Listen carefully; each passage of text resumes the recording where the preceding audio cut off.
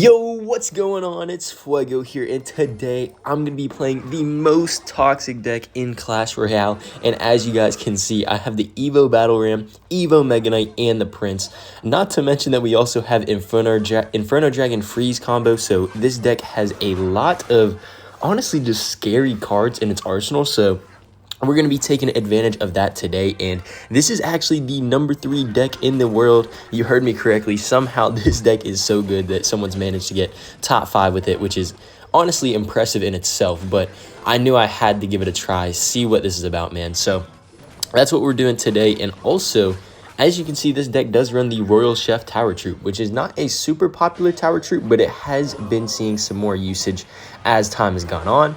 And already we're a minute into the game, and Prince has taken half of our opponent's tower. That's normally how it goes. Prince is definitely a difficult card to defend, so very fair to see that. But as we kind of reset, let's honestly go for our next Battle Ram, because since this is our second, our third one's going to be Evo. And man, Evo Battle Ram, if you don't have the right responses in hand, you can get destroyed. So we do have the freeze if we need it. I kind of like playing this deck a little bit, or I like playing the freeze a little bit more passively, because if you get a surprise freeze and double elixir, like it can single-handedly win you the game, right? So I do like playing my freeze a little sparingly compared to other decks like Lumberloon Freeze. All right, Inferno Dragon's going to chip down that Knight. That's good to see. I think we're just kind of going to keep building up like our support units in this left lane, and then eventually once we get enough for a big push, we will certainly go in. We have both of our Evos in hand. I have a feeling this next push is going to be deadly. So let's get this Battle Ram here. I'm probably going to freeze these Evo Archers, honestly, because and we can zap them afterwards, and he'll just get no value off of them. So perfect. Evo Battle Rams charging to the tower. That's one connection right there. Now we have the Elite Barbarians on top of the tower with the Prince, and that's easily tower down, man. Freezing those Evo Archers really left him with nothing else on defense. I'm going to spam an Evo Megaknight too, and guys, I feel so bad playing this deck, man. I promise it's only for the content purposes, but let's see. Battle Ram, can we get the 3 crown here? Can he stop it? Fireball misses, and that's good game, baby. Let's go. This deck is crazy strong and super toxic, guys. In the next match here against Abo Shahim, and as you guys will notice, he's running the Dagger Duchess Tower Troop. And whenever you play against the Dagger Duchess, you kind of have to play a little bit differently. Your Megaknight becomes a more important card in these types of matchups, just because Dagger Duchess is very weak against high health minions such as the Megaknight. So definitely going to try and abuse that, especially whenever I'm trying to build up big pushes. But in the meantime here, we'll sit down our level 15 Megaknight, which currently I am in League 7, so the level cap is 14. So yeah, we got the over-leveled Megaknight right now, which is beautiful, and I think, honestly, I'm just going to go in Prince. Like, he has Dagger Duchess, so trying to stop this push is going to be a little bit of a tall task. Let's see. Okay, I can freeze both of those. Look at that freeze, man. Oh my goodness, what a freeze.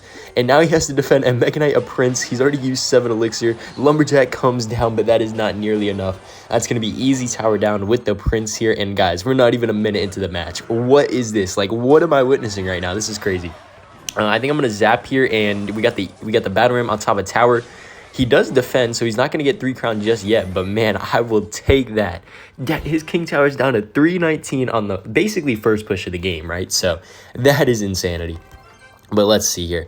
This deck doesn't have a big spell, so finishing off games can be a little bit difficult. So that's definitely something I want to keep in mind here. I think I'm going to let that XE lock on, because obviously we have quite the advantage right now. And then I might just go for an Evo Megaknight. Evo Megaknight right in front of this Prince, see what he has. Obviously, we just spent like 12 elixir, so we don't really have any elixir left in the bank right now, but that is okay. Prince is going to die. That's all right. You know, he actually did a pretty good job defending that all in all here. So, I mean, yeah, I don't know what to say, guys. This deck is just crazy. Like, you can honestly kind of just turn your brain off and still get away with some massive plays. So, I think we're going to go Little Prince. I think I want to let that Prince lock on and then zap a little bit later here. We'll kind of just sacrifice this tower and then build up a huge 3 crown push, because, frankly, I really just don't care about this tower. So let's go for our... Honestly, I guess we'll have to go for the right lane, because this guy does have some good cards like Witch and Executioner that are very solid at just blocking down lanes. So even though his King Tower is down to 319, I think the correct play here is to pressure some opposite lane. So let's go for the Bomber here as well. He has to defend this Evo Battle Ram with no elixir. I can honestly just freeze this, guys. Look at Evo Battle Ram freeze. Such a nice combo. We're going to shred that Lumberjack there as well. Beautiful stuff. And we are looking very fine right now. We even have the Evo Megaknight if need be here. I think we'll just drop it right about there. And oh, I guess this guy's running Speedy Balloon. That is hilarious. Okay, let me go for a zap right here. Take that all out. And yeah, that balloon's going to get shredded. A bomber here as well to help, and that's fine. If he overcommits to this Megaknight too much, I can probably just spam a Battle Ram. I don't believe this guy has a building, so let's see. Can he even stop it? Can I get the freeze down in time? No, freeze does not come down in time, but he still has to worry about the Megaknight. He's all out of daggers, and man, that is good game right there. Honestly, I gotta say, Xbow put up a real fight after getting down so low early in the game, but in the end, it just didn't matter. We had too big of an advantage, and that was GG's. We found a match against Master PvP, and I think I'm going to go with my Battle Ram off rip here. Most decks that I run, I don't like cycling Battle Ram first play. Like, it just doesn't feel like a good play. But in this deck, I mean, it really just gets you to your evolution faster. So I think, honestly, it's a fair play. Oh, could this be Arch Queen Royal Hogs here? That would definitely be a matchup I would want to show you guys here, especially since it's one of the most popular decks in the game. So since I'm kind of running under the assumption that this guy has the Royal Hogs, I really would like to save my Megaknight as much as possible. Obviously, I won't be able to use my Megaknight for every Royal Hogs push. Just, okay, I guess never mind. He's not running the deck I thought. I guess that's what you get. So let's see. Megaknights. Okay, I don't know. So he does have the Ice Spirit to reset. Comes down a little too late. I wasn't sure if it was going to get down in time, so that's why we played the Ram. But, I mean, it's just going to force out a cannon anyway. I think we will zap this. It kills the cannon, kills the firecracker. We could freeze here. I don't know, man. Freezing one bar in single elixir, it's a little too aggressive. Maybe in double and triple, I'd make that play, but we're good here. So our opponent has a Megaknight. If they are running the evolution, then they'd have that up next in cycle. So I think I would like to try and get to my Evo Megaknight as well, right? Skill versus skill matchup right here. Nah, but for real, this deck is just, man. This deck, if you need to turn your brain off and you just need to like win some games, I'm telling you, this is the deck for you. Like if you're up playing Clash at like 1 a.m. and you need to, you just need to get a nice win to fall asleep, like this is the deck for you, man. So let's see. All right, so he's got the Evo Megaknight. That's all fine. I think I'm going to try and freeze this queen. Can I freeze it before he pops his ability? I can. Let's go. That's a dead queen. He still has to defend like this 13 elixir push right here. And look at that, guys. That's going to be an easy tower down. I'm noticing a theme with how effective our freezes have been, man. Every time I get a good freeze, it just feels like game ending for my opponent. So let's go for the zap here, and yeah, that's going to be towered down in this match here against Master PvP. Super nice 3-crown, and really, once again, it kind of just came from one solid push. So that definitely shows the destruction of this deck.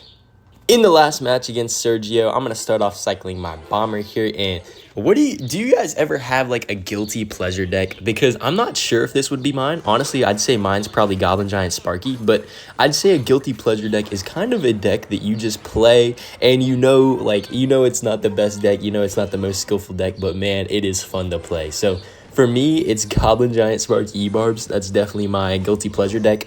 But yeah, I feel like everybody's got at least some deck. Like, it's like, it's not the most skillful, but, you just play it anyway. So let me know what your guys' guilty pleasure decks are down below if you guys just got, like, favorite decks. So definitely, honestly, I might need to make, like, a guilty pleasure series where it's just like decks that would be frowned upon in any other setting. But I don't know what this guy is doing right now. I don't know if he's lagging or what, but we got Mad Inferno Dragon here to start off. Mad Inferno Dragon value to start off the match here. So beautiful stuff.